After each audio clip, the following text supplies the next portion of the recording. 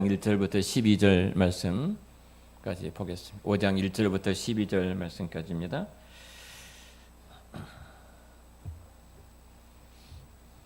우리 같이 함께 5장 1절부터 12절 말씀까지 같이 함께 합독을 해가도록 하겠습니다. 시작. 예수께서 무리를 보시고 산에 올라가 앉으시니 제자들이 나아온지라. 입을 열어 가라쳐 이르시되 심령이 가난한 자는 복이 있나니 천국이 그들의 것이미요. 애통한 자는 복이 있나니 그들이 위로를 받을 것이미요. 온유한 자는 복이 있나니 그들이 땅을 기업으로 받을 것이미요. 의에 줄이고 목마른 자는 복이 있나니 그들이 배부를 것이미요. 긍휼히 여기는 자는 복이 있나니 그들이 긍휼히 여김을 받을 것이미요. 마음이 청결한 자는 복이 있나니 그들이 하나님을 볼 것이며 화평하게 하는 자는 복이 있나니 그들이 하나님의 아들이라 일컬음을 받을 것이며 의를 위하여 박해를 받는 자는 복이 있나니 천국이 그들의 것임이라. 나로 말미암아 너희를 욕하고 박해하고 거짓으로 너희를 거슬러 모두 낙한 말을 할 때에 너희에게 복이 있나니 기뻐하고 즐거워하라. 하늘에서 너희의 상이 큼이라. 너희 전에 있던 선지자들도 이같이 박해하였느니라. 아멘. 저희들이 지금 팔복 산상본을 교회가 오후 시간에 강해를 하고 있습니다. 오늘은 우리 내면화 예면화, 다시 말하면은 우리 안에 이루어진 하나님의 나라가 밖으로 어떻게 드러나야 하는 것인지 이를 좀 통해서 보면서 성경이 말하는 그 하나님 나라를 어떻게 이 땅에 우리가 구현해 갈 것인가, 세워나갈 것인가를 생각해 보도록 하겠습니다. 팔복은 천국 백성들의 자태이다 이렇게 말씀을 드렸어요. 이 팔복을 통해서 이 땅에 하나님 나라가 어떤 곳인지 우리를 통해서 세상이 보게 되어지고요. 또 우리로 말미암아 하나님이 누구신가를 보게 하는 것이 이 팔복입니다. 팔복. 그러니까 우리를 통해서 하나님께서 통치하고 다스리신 그 나라의 백성들의 삶을 통해서 천국이라는 것은 이런 것이구나. 하나님의 나라, 하나님의 왕국은 이런 것이구나를 보게 되지요. 자, 세상 사람들이 교회를 볼 때 뭐라고 말을 해요? 저것 보니까 하나님의 나라이구나. 뭔가 달라. 하나님의 왕국이야. 그렇게 교회를 보고 있는지, 아니면 교회는 니들이나 우리가 똑같아. 장사하는 곳 아니야. 장사하는 곳. 사람 더 많이 끌어모으고 사람 많이 데려가서 크게 하려고 하는 장사하는 곳이 아니냐. 우리 사업하나 니들 사업하면 하나님 이름만 가지고 왔지 똑같은 것이 아닌가. 자, 세상 사람들 일반적으로 교회를 볼 때 그렇게 많이 이야기를 합니다. 그러죠. 이 말은 교회가 교회됨의 자리에 있지를 못하고 저들의 비춰진 것이 교회의 모습이니까요. 우리 엉뚱한 곳에 교회가 가 있음을 우리가 보게 되어지죠. 나 당신 보니까 절대 나는 예수 안 믿을 거야. 당신 보니까 지옥인데. 혹시 우리 가운데 그런 말 들으신 분 안 계시죠? 당신 보니까 정말로 천국이야. 당신은 뭔가 있어. 나 당신이 믿는 하나님이라면 나도 그렇게 믿고 싶어. 우리 남수원의교회 박한철 목사님께서 이 말씀을 하시더라고요. 한번 교회 장로님을 저한테 소개하더라고요. 한의원하신 장로님이신데 이 장로님에 대해서 하시는 말씀이 상당히 많은 사람들이 장로님 때문에 교회에 오셨다고 그래요. 이게 한의원 이 원장이신 장로님께서 손님들에게 얼마나 잘했으면 당신 같으면 당신이 믿는 하나님이라면 당신이 다니는 교회라면 나도 그곳에 다니고 당신이 믿는 하나님을 나도 믿고 싶소. 이렇게 해서 온 사람들이라는 거예요. 그 장로님이 교회는 굉장히 교회 안에서 조용하시는데 밖에서 그 삶에서 이루는 하나님의 나라의 모습을 어떻게 비춰주고 있는가 하는 부분이죠. 분명한 것은 당신이 다닌 교회는 나는 안 다닐 거야. 혹시 이런 말을 우리가 듣게 된다면 불행한 일이죠. 그러죠. 당신이 다닌 교회 나도 다니고 싶어. 바로 우리 한사람교회 모든 성도들은 주변의 모든 분들이 그런 고백을 하는 그런 자리, 그런 은혜가 있기를 축원합니다. 자, 팔복은 천국 백성의 자태예요. 하나님의 나라의 백성들의 모습을 세상에 보여주고 그 모습을 통해서 하나님이 어떤 분인가를 하나님의 형상으로 회복된 우리를 통해서 하나님의 모습을 보여주는 거예요. 우리가 손양호 목사님을 볼 때마다 큰 감동이 뭡니까? 온수까지 사랑하셨던 예수님의 사랑. 그분을 통해서 누구를 봐요? 사람들이 야, 하나님은 이런 분이야. 온수까지 사랑하신 분이야. 우리 이렇게 고백을 하고 보잖아요. 자, 지금 이 팔복이 그렇게 말하는 전반부의 네 가지 복이 내면이에요. 내면. 내가 어떻게 그리스도 안에서 이루어진 하나님 나라의 백성의 성품을 갖고 있는가. 그리고 그 속성이 밖으로 후반에 나타난 네 가지 복이 밖으로 나타난 예면화된 하나님 나라의 백성의 모습 이렇게 구성이 됐어요. 이 구성을 보면은 이제 우리가 정확하게 하나하나를 짚어가면서 이해를 할 수가 있는데요. 제가 전체를 좀 하고 하려다가 좀 이 부분을 구조를 잡아주고 더 구조를 잡아주고 설교를 해야 되겠다 하는 생각이 짚어서 이제 좀 구조를 좀 하려고 합니다. 자, 1복부터 심령이 가난한 자는 복이 있나니 부터서 8복이 의를 위하여 박해를 받는 자는 복이 있나니 천국이 저희 것입니다. 이렇게 말을 하죠. 자, 1복부터 8복까지 대부분의 성경은 히브리인데 사고는 수미 상관 관계라 처음과 끝이 어떤 연관이 되어 있다 이렇게 말을 해요. 그래서 카이즘 히브리어인들의 구조 카이즘 구조라고 되어 있는데요. 제 1번하고 8번이 같고 2번하고 7번이 같고 3번하고 4번이 같고 그리고 중간에 이제 가운데는 핵심이라는 거죠. 이것을 카이즘 히브리인 구조다. 성경을 그렇게 보면 정확하게 성경이 보여져요. 근데 우리가 이런 그 카이즘 구조를 알지 못하고 왜 했던 말을 또 하고 했던 말을 또 하고 반복해서 이렇게 말을 하지 헷갈리거든요. 이런 구조로 대부분이 성경이 기록이 되어 있어요. 카이즘 구조로 기록이 됐는데 지금 오늘 이 부분 좀 다릅니다. 여기 팔복은 내용이 좀 달라요. 여기 팔복에서는 구조적으로 본다면 교차 대조적으로 기록이 됐다는 것을 알 수가 있는데요. 자, 이렇게 되어 있습니다. 첫째 복하고 다섯째 복이 연관이 되어 있고요. 둘째하고 여섯째, 일곱째하고 여덟째, 아니 일곱째하고 여덟째, 첫째하고 다섯째, 둘째하고 여섯째, 셋째하고 여덟째, 넷째하고 아홉, 하여튼 여덟, 또 왔다 갔다 합니다. 점심을 잘못 먹었나 이렇게 하다. 네, 이 모습 보면 마치 하나님께서 천지를 6일 동안 창조했을 때 나타난 어떤 구조하고 거의 비슷한 것을 보게 되거든요. 첫째 날과 넷째 날과 연관이 되어 있고요. 창조 세계도 보면은 둘째 날과 다섯째 날, 셋째 날과 여섯째 날 이렇게 연관이 되어 있어요. 팔복도 거의 그렇게 비슷하게 되었다. 첫 번째와 다섯 번째, 두 번째와 여섯 번째, 세 번째와 일곱 번째, 네 번째와 여덟 번째 이렇게 거의 구조가 비슷하게 되어 있어요. 자, 그러니까 이 앞에 네 복은 내면화하다. 그리고 다섯째부터서 여덟째까지 복은 외면하다. 자, 내면화, 예면화 구조를 놓고 자, 심령에 가난한 자는 복이 있나니 바로 근데 다섯 번째 복이 온유한다는 복이 있나니 그들이 땅을 유업으로 받을 것이며 자, 이렇게 좀 이제 정리를 해가면서 제가 이 구조를 좀 설명을 해드리도록 하겠습니다.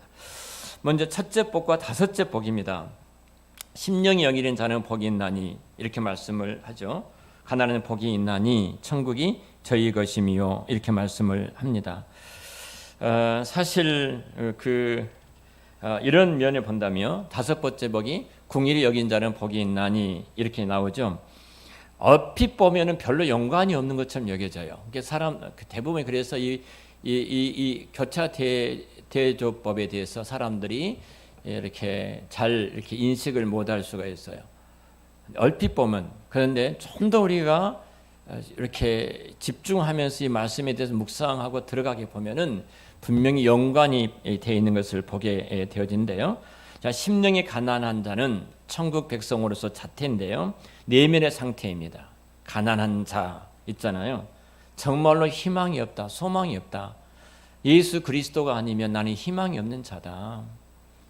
나는 정말 아무것도 할 수 없는 자고 무능하고 연약한 자다.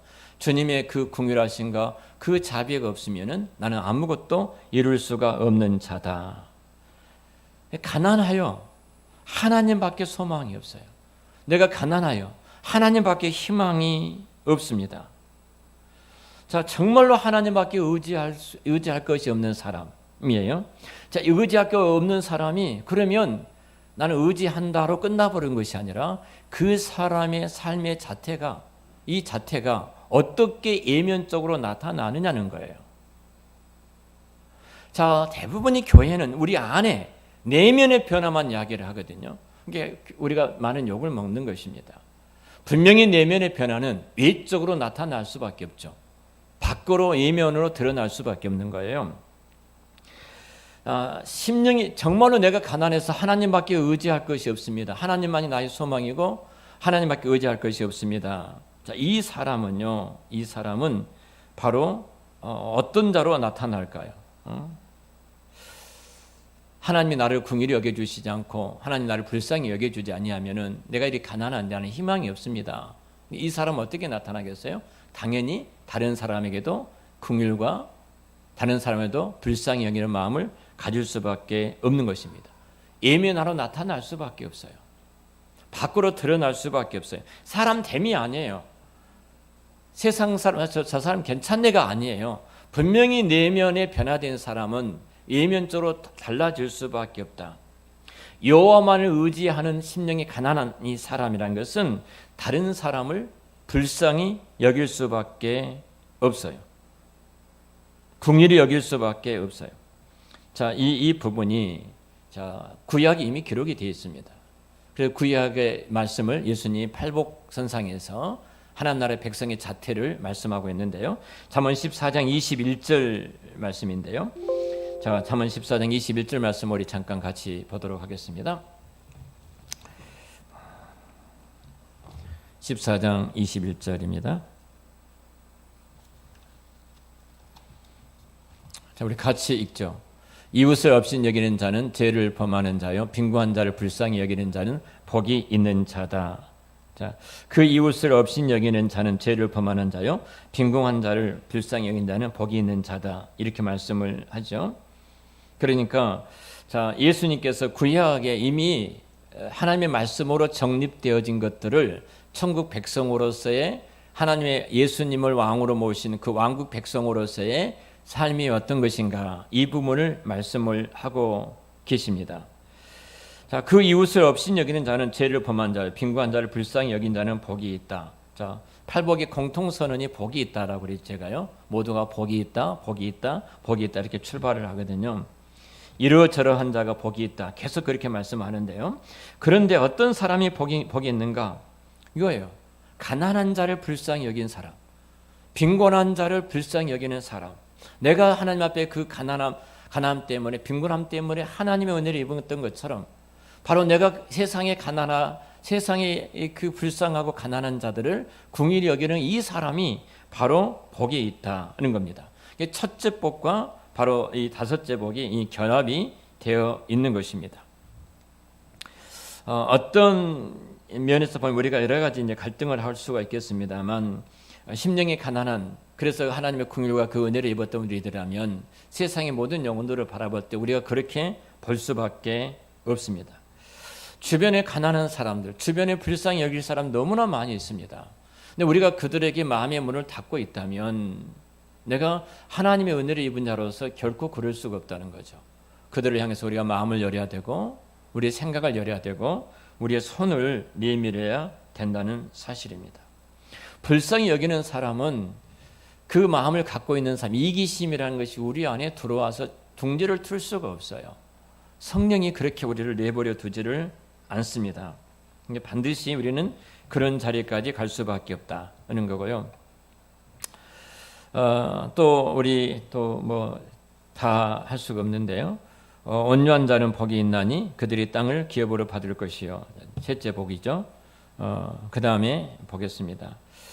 화평케 하는 자는 복이 있나니 9절인데요.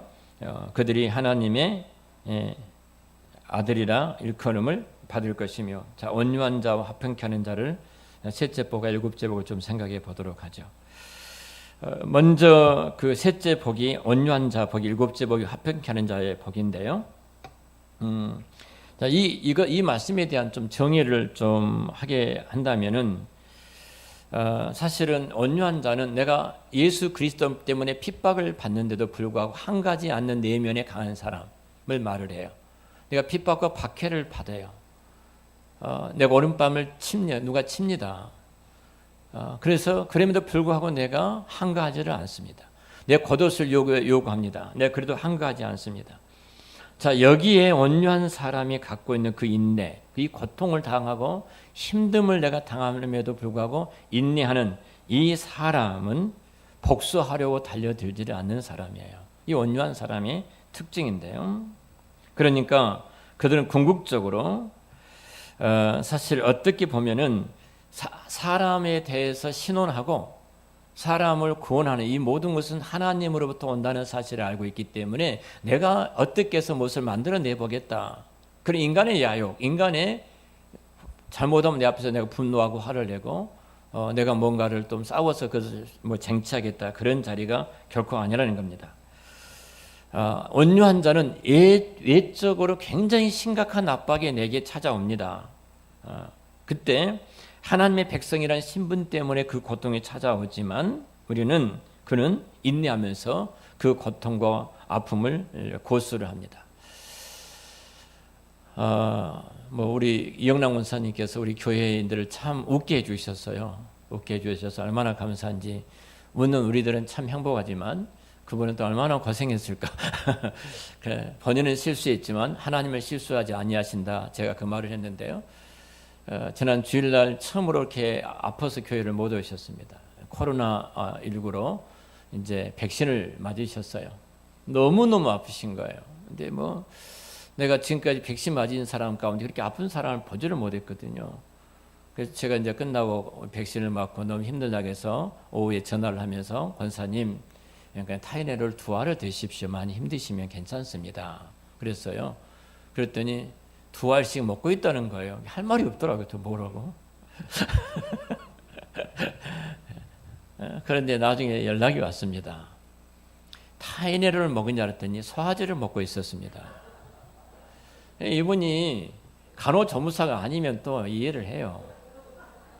간호조무사로서 그 요양원에서 그 할머니들 다 약 드리고 다 했던 분이거든. 침도 놓으시고 주사도 놓으시고. 그런데 본인은 정작 소화제하고 타이레놀을 구분 못하고 소화제를 계속 드셨으니까 소화는 이는 좋은데 그 위를 또 얼마나 나쁘게 했겠습니까? 나는 실수를 한 거죠. 근데 하나님은 실수를 하셨을까요? 하나님은 실수를 하지는 않으신 거예요. 이제 워낙 신앙과 신앙이 성숙하고 믿음이 성숙되어지니까 그걸 끌어놨고 얼마나 기도했겠습니까? 너무 아프니까, 너무 힘드니까 하나님 너무 아프고 힘이 듭니다. 그냥 절박한 그 마음으로 하나님 앞에 무릎을 꿇으셨을 거예요. 그리고 하나님 앞에 정말로 신원해달라고 기도했을 거예요. 그렇잖아요. 우리는 실수할 수 있어요. 인간의 한계가 있기 때문에 온수경도 나무에 떨어지지 않습니까? 근데 하나님은 그것까지라도 실수하지 않으신다는 거예요. 이것을 알아요. 온유한 사람은. 그 신원과 구원이 여호와의 손 안에 있기 때문에 내가 복수하려고 하지를 않아요. 내가 싸우려고 하지를 않아요. 그 모습을 통해서 오른밤 때렸는데 감사합니다. 왼편을 딱 돌려주는 거예요. 미쳐버리지 때린 사람은. 그러지 않겠습니까? 뭐 이런 사람이 다 있어. 억지로 오리를 요구했는데 심리까지 제가 가드리겠습니다. 웃으면서 그 말하거든요. 이 모습 보면서 누구를 지금 나타내는 거예요? 하나님이에요. 내가 어떤 내가 하나님의 은혜를 입었냐는 거예요. 내가 어떤 하나님의 궁유를 입고 내가 이 자리에 있냐는 거예요. 그를 통해서 그 모습으로 나타날 수밖에 없는 거예요. 그러니까 팔복의 4가지 복이 우리 내면에 제가 시간상 다 설명할 수는 없습니다만 이 모습이 외적으로 나타날 수밖에 없는 그 복이다는 겁니다. 이 말씀도 동일하게 성경에 기록되어 있어요. 시편 37편 11절인데요. 우리 성경 시편 37편 11절 말씀 우리 같이 보겠습니다. 누가 한번 읽어주실래요? 시편 37편 11절. 자, 앞에 자막이 나왔으니까 큰 소리로 누가 한번 읽어주시죠.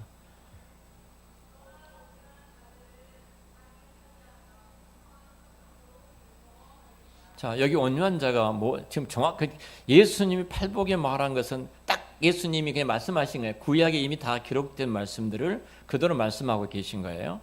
그대로. 자, 여기서 분명하게 말씀을 하고 계시죠. 온유한 자가 분명히 그 온유한 자가 화평을 가져온다. 온유한 자들은 땅을 차지할 것이요 풍성한 화평으로 즐거워할지어다. 이 말씀이에요. 온유한 자가 화평을 가져와요.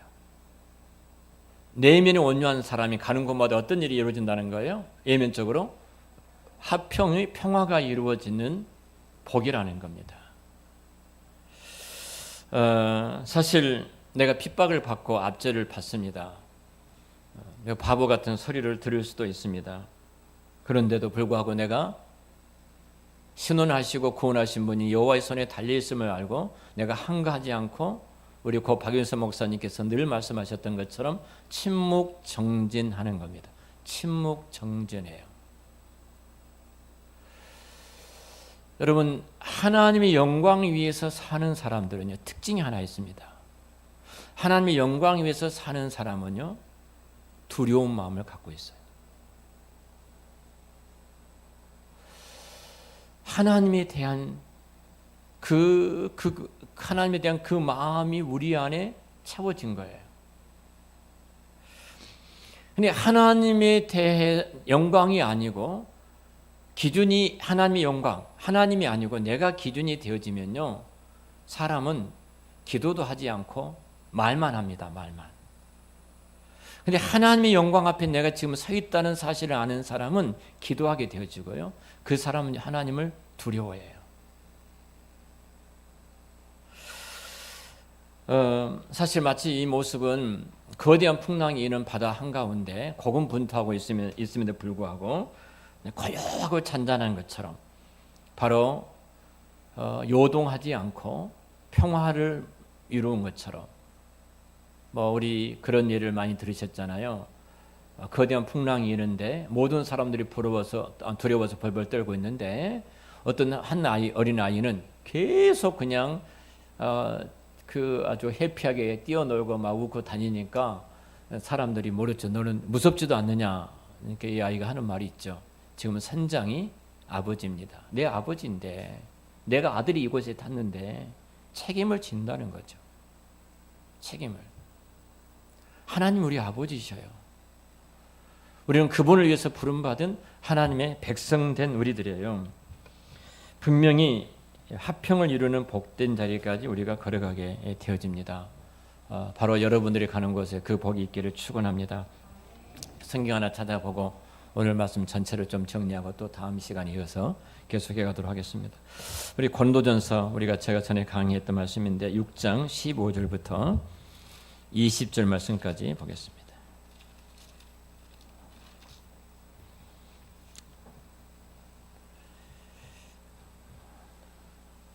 15절부터 20절까지 우리 같이 읽겠습니다. 시작. 너희 몸이 그리스도의 지체인 줄 알지 못하느냐? 내가 그리스도의 지체를 가지고 창녀의 지체를 만들겠느냐? 결코 그럴 수 없느니라. 창녀와 합하는 자는 그와 한 몸인 줄 알지 못하느냐? 일러스되 둘이 한 육체가 된다 하셨나니 주와 합하는 자는 한 영이니라. 음행을 피하라. 사람이 몸으로 범하는 죄마다 몸 밖에 있거니와 음행하는 자는 자기 몸의 죄를 범하느니라. 너희 몸은 너희가 하나님께로부터 받은 바 너희 가운데 성령의 전인 줄 알지 못하느냐? 너희는 너희 자신의 것이 아니라 값으로 산 것이 되었으니 그런즉 너희 몸으로 하나님께 영광을 돌리라. 아멘. 자, 제가 이 설교를 2020년도 11월 1일 날 대배 시간에 설교를 했어요. 여러분 대부분 다 기억하고 있을 겁니다. 이 말씀 다 기억하고 있을 거예요. 정말 설교하셨나? 또 이렇게 생각하시면 나종천 목사를 시험에 들게 할 수 있습니다. 했다고 믿으십시오. 자, 너희 몸으로 하나님께 영광을 돌리라 그래서 너희 몸으로 하나님께 영광을 돌리라. 하나님께 영광을 돌리는 것이 정천아 너는 영으로 나한테 영광을 돌리라 이렇게 말하지 않았어요. 이 말을 굉장히 중요하게 생각해야 됩니다. 영으로 내 생각으로 내 마음으로 나에게 영광을 돌리라 이렇게 말하지 않았어요. 뭘로 하나님께 영광을 돌리라 하죠? 너희 몸으로 하나님께 영광을 돌리라 그랬어요. 영으로 우리는 자꾸 하나님께 영광을 돌리려고 그래요. 생각으로 하나님께 영광을 돌려요. 마음으로 하나님께 영광을 돌리려고 그래요. 근데 성경 분명히 이렇게 말씀합니다. 너희 몸으로 하나님께 영광을 돌려라. 자, 어떤 몸으로 여러분 어떤 몸으로 하나님께 영광을 돌려야 되나요? 오늘 분명히 성경이 이렇게 말씀하죠. 간단해요. 자, 16절 볼까요? 16절 말씀 같이 읽겠습니다. 창녀 합하는 자는 그와 한 몸인 줄 알지 못하느냐? 일렀으되 둘이 한 육체가 된다 하셨나니 라죠. 자, 창녀와 그 몸이 합치면 뭐가 된다는 거예요? 창녀와 한 몸이 된다. 똑같다는 거죠. 자, 마음이 아니에요. 몸입니다. 몸이 합하는 것이 바로 영이 합하는 것이라는 거예요. 그러니까 몸이 하는 것이 영이 하는 거예요.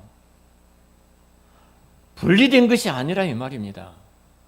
내 몸으로 하는 것이 영이 하는 거예요. 그러니까 아주 간단하지 않습니까? 영으로 하라면은 헷갈려요. 내 생각인지 내 마음인지 내 영인지 헷갈려요. 내 몸으로 하는 것이 바로 영으로 하는 것이다. 내 몸으로 하나님께 영광을 돌리라. 결혼은 우리가 잘 알죠. 결혼은 남녀가 둘이 묶인 것이 결혼입니다. 이거 한 몸이라 하죠. 몸이 같이 사는 것이 결혼이에요. 부부라고 말하지 않습니까? 내가 아무리 어떤 여자를 좋아해도요. 그때 그런 말씀을 드렸는데 여자를 좋아해도 그 여자가 다른 남자와 같이 살고 다른 남자와 같이 잠을 자냐면 그 남자의 부인이에요. 제 부인이 아니에요. 내가 아무리 좋아하는 여인이 있다 할지라도 그 남자의 아내예요. 내 여자가 아니에요. 내 아내가 아니란 말입니다. 내 아내, 내 여자라는 것은 내 마음에 든 사람이 아니라 나와 함께 사는 사람이에요. 같이 밥을 먹고 같이 잠을 자고 같이 살아가는 사람이 내 아내예요. 그 사람이 내 여자예요. 나는 하나님께 마음이 있는데 나는 지금 우리 한 사람 교회 오후 찬양 예배에 마음이 있는데 몸이 어디가 있어요? 집에 있어. 그 사람이 그러면 여기 오셔서 그 몸으로 하나님께 영광을 돌리고 있는 것입니까? 아니죠. 아니에요. 그 몸이 가 있는 것이 바로 하나님께 영광이에요. 마음만 있고 몸은 다른 곳에 있는데 그러면 이 예배 시간에 우리 공동체에 묶여진 것이 아니에요. 저와 여러분처럼 이 예배 시간에 이곳에 와 있는 것이 예배 가운데 묶여진 우리들이에요. 그게 교회예요.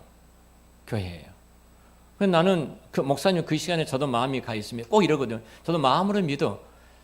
좀 예수 믿다가 조금 머리 좀 약간 튀었다고 생각한대요. 더 다친 사람들이에요. 이 사람들 할 말을 그렇잖아요. 전도한다든지 왜 교회 안 가냐, 예수 안 믿냐 이렇게 말하면 저 믿습니다.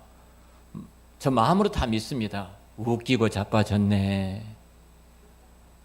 무슨 하나님 믿어요? 하나님 믿으면 하나님 앞에 가 있는 거예요. 예배 앞에 가 있는 거예요. 그게 믿는 거예요. 그게 예배 자리에서 승리하고 있는 거예요. 늘 우리는 거룩한 것처럼 내 마음으로 내가 믿고 있습니다. 이따의 소리를 하는데 웃기지 말아야 돼요. 이와 같이 하나님은요, 우리를 통해서, 우리의 몸을 통해서 하나님을 반사한다고 그랬죠.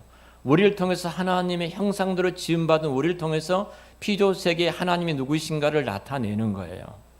하나님께서 이 교회를 통해서 하나님의 나라가 어떤 것인가를 세상에 반추해주고 반사하고 있는 거예요. 그래서 우리는 사도 바울이 우리는 그리스도의 사신이요, 그리스도의 편지요, 그리스도의 형상이요, 그리스도의 꽃이에요, 향기예요. 그래서 말씀하는 거예요.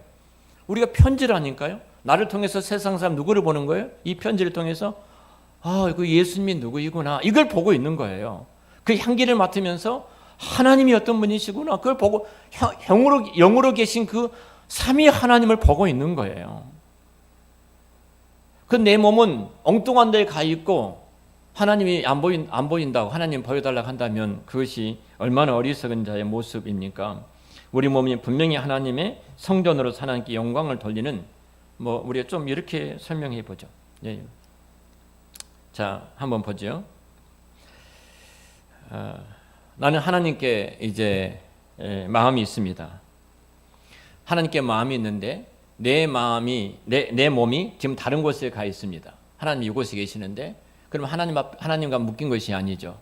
나는 죽어도 오후 예배 같은 항상 마음이 있어. 오후 예배 마음이 있는데 우리처럼 마음이 있는 우리들은 이미 몸이 있으니까 하나님과 예배 가운데 함께 있잖아요. 근데 이분들이 마음이 있다 하면서 몸이 다른 곳이 있어요. 이 사람은 그 예배 가운데 묶여 있는 자가 아니죠. 우리 전기불을 볼 수 있는데요. 전기불을 한번 보죠. 자, 여기 안에 굉장히 많은 전기선이 있습니다. 전기선만 가지고는 전기불을 볼 수가 없는 거죠. 전기선이 사반대로 깔려 있습니다. 자, 전기가 다 흐르고 있어요. 근데 이 전구가 없다면 전기가 흐르고 있다는 사실을 알 수 있어요, 없어요? 없는 겁니다. 무슨 철사가 지나가는가 보지, 무슨 세부치가 있는가 보지, 이 정도 생각을 할 거예요. 그런데 전기불이 켜지니까 이곳에 전기가 흐르고 있었구나 하는 것을 알 수 있는 겁니다. 우리가 지금 그렇다니까요. 내가 지금 나를 통해서 내 자식들이 하나님을 보고 있냐는 거예요. 나를 통해서 내 아내가 하나님의 형상 나를 통해서 보고 있냐는 거예요. 내 남편과 내 아내가 세상 사람들이 한 사람 교회를 통해서 지금 하나님 그분을 보고 있는가? 하나님이 거하신 곳은 이미 나를 통해서 전구처럼 비춰져서 전구가 흐르고 있구나. 하나님이 그곳에 계시구나. 그것을 알 수가 있게 되는 것입니다. 여러분, 자, 내가 무엇을 할 때 내가 그것을 하는 것이 하나님의 영광인지 하나님의 영광이 아닌지 금방 알 수 있습니다. 분명 우리는 팔복 가운데 예면화가 박혀졌다면 예면화가 나타날 수밖에 없다고 말씀을 드렸는데요. 자, 내 몸이 아주 쉬워요. 하나님의 영광인지 이것이 민폐인지 하나님의 거룩하심을 드러내는 것인지 하나님의 옥대가 하는 것인지 쉽게 우리가 알 수 있어요. 자, 내가 어디를 가면 그곳에 내 몸이 하나님께 영광을 돌리는 장소인지 아니면 장소가 아니고 하나님께 영광을 가리는 것인지를 금방 알 수 있습니다. 내 몸이 처한 그곳이 덕스러운 것인지 아닌지를 금방 알 수가 있습니다. 바로 내 몸이 가 있는 곳이 하나님의 영광이 될 수도 있고 하나님의 영광을 가리울 수도 있는 일이라는 거예요. 내 몸의 영광을 지금 돌리고 있는 거예요. 하나님을 나타내고 하나님을 반사하고 있는 것입니다. 사실 세상은 어떻게 보면 우리가 마음으로 품고 있는 것이 아니죠. 우리가 몸으로 이 땅에 하는 것을 가지고 세상 사람들은 내 마음이 아니라 저들이 하나님의 영광을 보고 교회의 모습을 보고 하나님의 참 모습을 보게 되어질 수가 있습니다. 여기 밖에 나가면 여러 교회들이 있죠. 성실교회가 지하에 가장 가까운 곳에 성실교회가 있습니다. 이 목사님 나이가 많이 드셔서 은퇴를 하셨는데 그냥 군소교단이어서 은퇴하시고 그냥 지금 이렇게 하고 계십니다. 거기에 교회 간판이 있습니다. 정탑도 있습니다. 간판이 있고 정탑이 있기 때문에 우리는 그 건물을 볼 때 이곳이 성실교회구나 이렇게 알게 되는 것이죠. 그렇잖아요. 간판 상가 건물이지만 정탑도 없고 간판도 없다면 그것이 교회인지 상가인지 무엇인지 잘 알지는 못하잖아요. 여러분의 영적인 능력이 있어서 딱 보면 안지 모르겠는데요. 저는 모르겠습니다. 간판이 없으면. 자, 신앙생활이라는 것은 그렇습니다. 우리가 성전이에요. 성령이 내 안에 거하신 것을 세상 사람 어떻게 아냐는 거예요. 간판이 있어야지. 그게 뭐예요? 예민화된 태도, 자태를 드러내는 모습이에요. 그것을 통해서 저들이 보게 되는 것입니다. 신앙생활이 쉬울까요? 어려울까요? 네? 네? 쉬워요. 역시 우리 한사람교회는 실력이 있으십니다.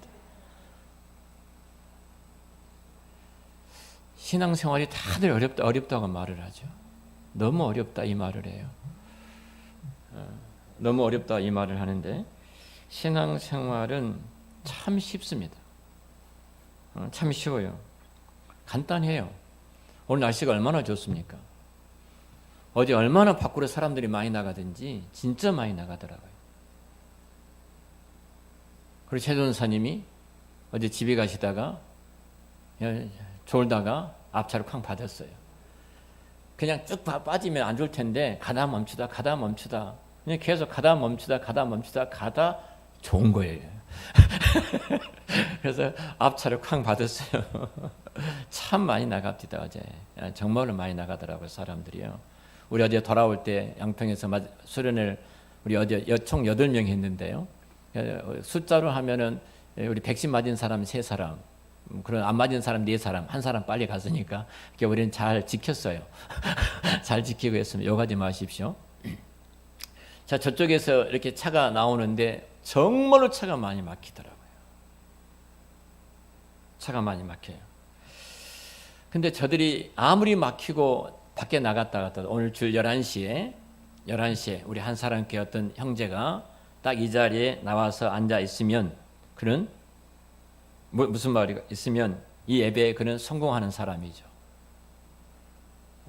그렇지 않고 성공은 그렇게 간단해요. 내 몸을 갖다 놓으니까 성공한 거예요.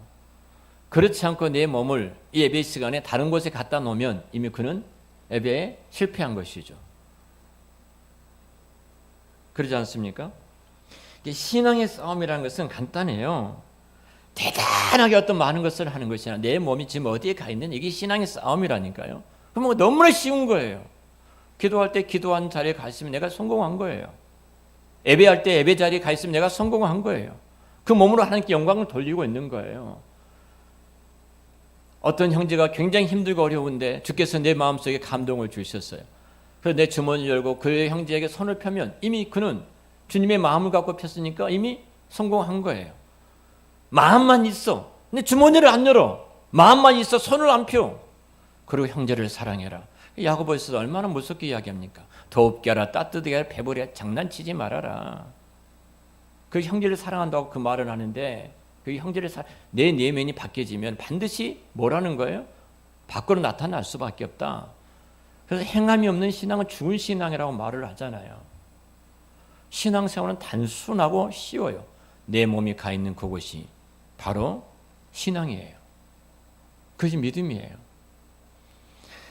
내면화에 바뀌어진 우리들은 반드시 예면하러 신앙의 자태, 하나님 나라의 백성의 모습을 나타낼 수밖에 없다. 그 천국 백성의 모습입니다. 저와 여러분, 우리 한사람교회가 그런 모습으로 이 땅에 정말로 이 어두운 시대에 우리를 팔 때 모든 사람들이 하나님 나라는 저곳에 있어. 내가 하나님 나라를 보고 있어. 그 모습이 우리를 통해서 드러나는 은혜가 있으시기를 우리 주의 이름으로 축원합니다. 기도하겠습니다. 하나님 아버지, 저희들이 팔복을 통해서